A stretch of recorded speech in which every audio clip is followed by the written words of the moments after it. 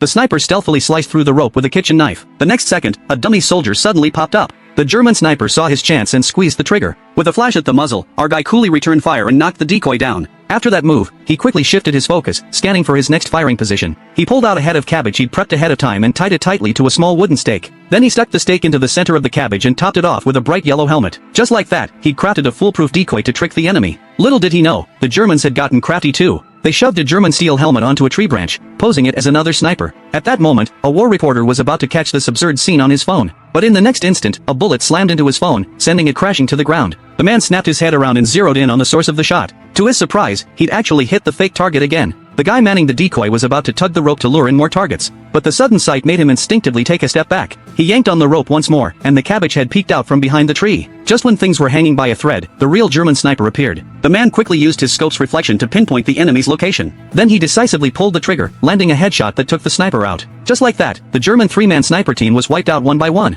At that moment, the fallen enemies didn't even know they were up against the legendary Moonlight Sniper. This guy had single-handedly taken down 600 enemy soldiers. His record was nothing short of legendary. Meanwhile, to keep the momentum going, he and his teammates decided to launch a night raid. As they crept up on a German transport truck, its headlights suddenly snapped on. Then the roar of a heavy machine gun ripped through the night. His teammates dropped instantly, never to rise again. Thinking fast, he raised his sniper rifle and nailed the machine gunner with a single shot. Facing that sudden, intense firefight, he quickly ordered his team to fall back. To avenge his fallen brothers, he led his squad to a remote church. They planned to launch their counterattack from there. But he couldn't shake a feeling of dread in his gut. He glanced over his shoulder at the trees behind him, every sense on high alert. Inside the church, he discovered piles of supply crates. Clearly, the Germans had been stationed there just moments before. That discovery only made him more uneasy. He decided to send out more patrols to scout the area. Meanwhile, the Germans were quietly setting up an ambush. One of their sentries was taken out without a sound. Then they cut through the perimeter wire and closed in on the church. His keen ears caught the approaching footsteps, and he immediately ordered defensive positions. At his command, a fierce close-quarters firefight erupted in an instant.